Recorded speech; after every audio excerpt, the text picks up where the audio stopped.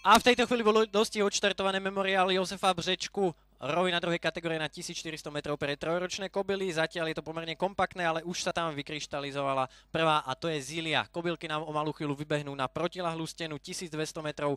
Do cieľa tých prvých 200 metrov ubehne veľmi rýchlo, takže je to Zilia.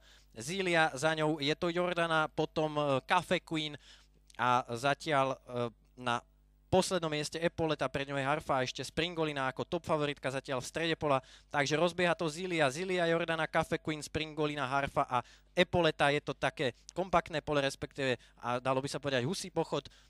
Do cieľa zatiaľ zostáva 800 metrov. Kobily budú o malú chvíľu točiť do oblúka pod výpadovkou a vpredu sa vytvorila dvojička slovenských reprezentantiek Zilia a Jordana, ktoré si vypracovali dvoj, troj, možno už štvor a možno aj 5 dĺžkový náskok pred treťou Springolinou. Teraz sa to poriadne rozťahalo, natiahli to Jordana a Zilia. Jordana a Zilia, Jan Havlík a Robert Čaja si to zobrali do svojich rúk, zatočili do cieľovej rovinky na prvých dvoch miestach hlava. Teraz sa rozhodne medzi nimi, alebo ešte príde niektorá z kobyl speedom zozadu, ale je to možno trošku prekvapivo Jordana, ktorá vyzerá, že má dosť cíl a Zilia, Jordana, Zilia, Springolina už, ako sa zdá, nebude stačiť, je to Jordana,